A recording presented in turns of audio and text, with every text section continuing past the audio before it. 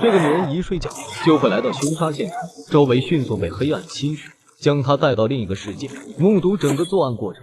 但她身体却无法行动，因为凶手是一个可怕的恶魔。这就是鬼才温子仁打造的 S 级恐怖片《致命体》。电影开始，主治医生和手下正急匆匆地赶往病房，一位特殊的病人变得越来越邪恶，不断吞噬着周围的一切，整个医院都变得极为恐怖。保安打开房门，试图将其麻醉，不料被对方掰断了手臂。这时，主治医生急忙捡起地上的麻醉枪，果断扣动了扳机。虽然他们制服了病人，但此时的房间内早已尸横遍野。怪兽被重新控制后，并没有屈服，而是控制一旁的收音机，向他们发起挑战。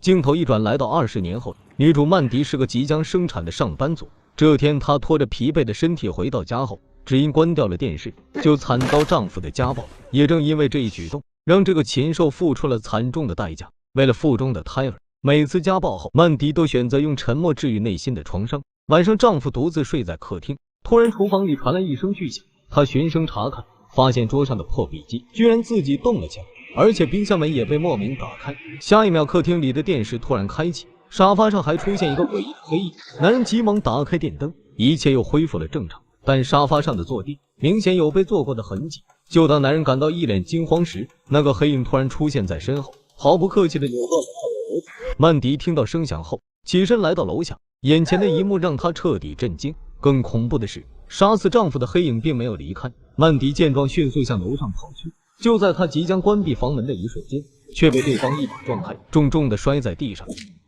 当曼迪再次醒来时，已经来到了医院，迎来她人生第3次流产。警方经过一系列的调查后，并没在房间发现任何闯入的痕迹，而且从邻居的口中得知，死者经常有家暴的行为，夫妻之间的感情并不是很好。于是警方认为曼迪有很大的嫌疑。2个星期后，曼迪顺利出院。这天晚上，恐怖的事情再次发生。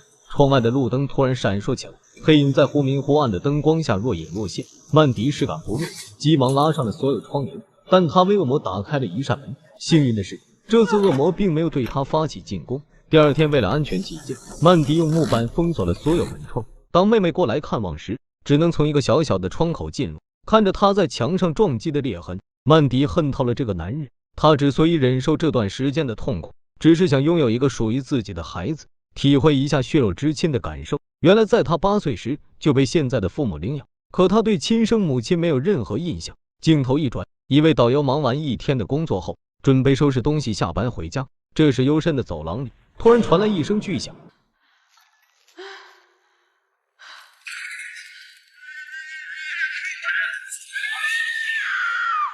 当他醒来时，已经被绑了起来。神秘人身穿一件黑色的风衣，准备进行下一轮攻击。随后，他通过收音机告诉对方，这一刻他已经等了很久，但现在还不是杀死他的时候，因为他第一个要解决的就是他的主治医生。很快，医生就收到了神秘人的来电。听到了那句熟悉的声音后，他立刻想起20年前的那个夜晚。这天夜里，曼迪准备洗衣服时，突然在玻璃上看到医生的面孔。紧接着，神秘人突然出现，开始疯狂地殴打医生。曼迪就像穿越一样，直接来到了医生家，亲眼目睹了这场命案的全过程。随着一声吼叫，曼迪回到了现实，但刚刚发生的一切并不是梦，医生真的死在了家中，死状和他见到的场景一模一样，这让曼迪感到极度恐慌。他和凶手互不相识，为什么在不同的地点就能看到他作案的过程呢？这时，警方从那本病历中发现了一张小女孩的照片，她正是20年前的那位患者。警长推测，至今小女孩应该有30多岁，有重大的作案嫌疑。此时，神秘人把杀死医生的奖杯带回了阁楼，制成了一把锋利的武器，准备进行下一轮进攻。镜头一转，来到一位老头家里，他也参与过20年前的手术。得知医生的死因后，内心极度恐惧，害怕自己成为下一个受害者。但此时，神秘人已经出现在他的身后，同时曼迪这边也迎来了第2次穿越。这次他直接躺到了老头身边，和上次一样，无论他多么害怕，都无法移动自己的身体，只能看着老头被神秘人活活捅死。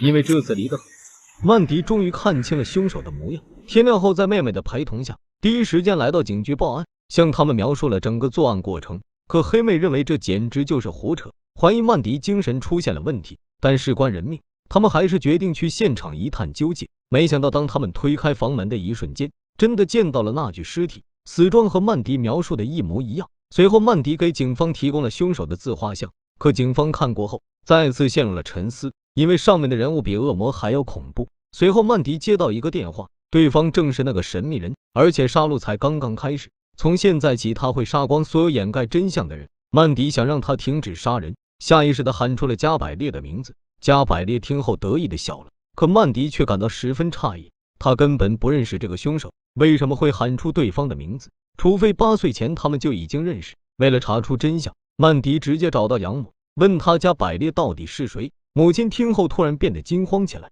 随后给他播放了儿时的录像。这天他过生日时，突然对着身边的空气说话，还称呼对方为加百列。母亲认为这也许是他幻想出来的朋友，并没有放在心上。几个月后，母亲怀上了妹妹。恐怖的事情再次发生，加百列居然通过一部玩具电话指使他杀掉还未出生的妹妹。母亲认为在他8岁前一定受过强大的心理创伤，只有给他足够的爱，就能摆脱加百列。与此同时，警员在患者的档案中发现了几个 U 盘，上面全是曼迪小时候的诊疗记录。原来他从一出生就被送到了康复医院，经过7年的治疗后，医生发现他的情况越来越严重，不仅出现一些精神分裂的症状，还能听到一些来自恶魔的声音。当时的主治医生一共有3人，但现在已经有2人遇害。这时警员突然想到了什么，感觉他就是加百列今晚的复仇对象，急忙向医生的住所跑去。此时曼迪也进入到穿越状态，被强行定在洗手间，目睹70岁老头洗澡的全过程。没过多久，加百列再次现身。当警员冲进房间时，老人早已停止了呼吸。曼迪提醒警察凶手还未离开，但警员根本听不到。下一秒，加百列从房里一跃而起，直接将警员按倒在地。好在他手里有枪，才击退了恶魔。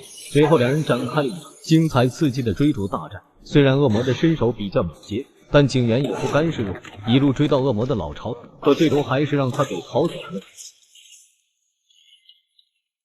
第二天，警员带着催眠师找到曼迪，希望能帮他恢复8岁以前的记忆。原来从他被领养后，加百列就一直跟着自己。这天他又在给曼迪洗脑，说他只要给母亲切一块蛋糕，父母就会更爱自己。可当他正准备切蛋糕时，却发现自己正处于幻觉当中，而躺在刀下的正是他熟睡的母亲。随着一声惨叫，曼迪被成功唤醒，阻止了悲剧的发生。催眠结束后，曼迪终于明白了一切。原来加百列害怕母亲生下妹妹后会将她彻底遗忘，但最终她还是成了曼迪被封存的记忆。直到那天被丈夫家暴时，才被重新唤醒，成了一名连环杀手。这是那名被囚禁的导游，经过3天3夜的挣扎后，终于弄断了绳索，但还没走几步，就从上面掉下来，重重的摔在地上。而这里正是曼迪的住所。众人看到眼前的一幕，被彻底震惊。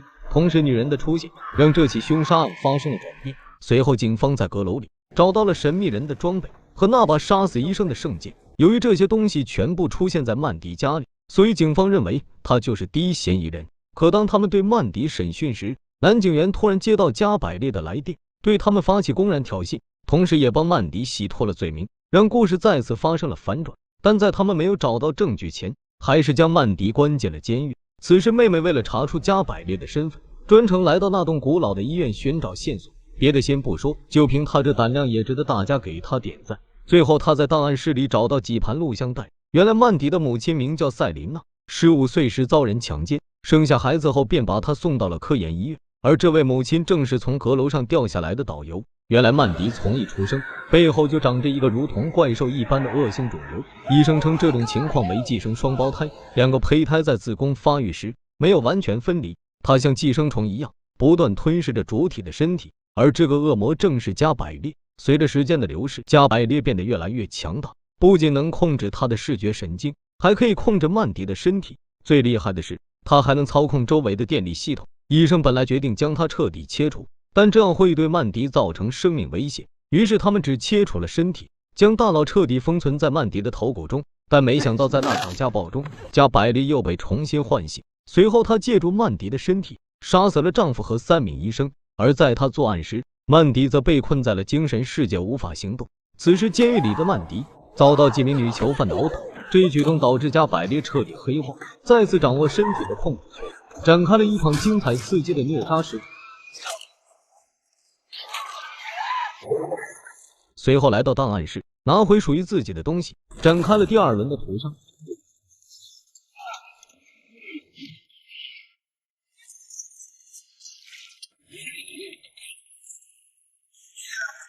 当2名警员赶到后，这里已经变成了人间炼狱。经过一番较量后，两人也被打成了重伤。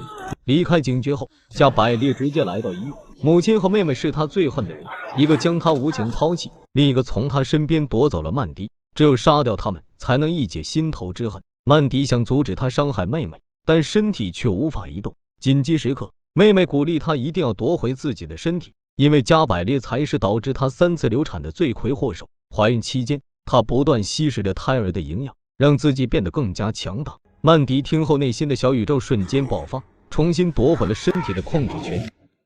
Did you forget? We share the same brain.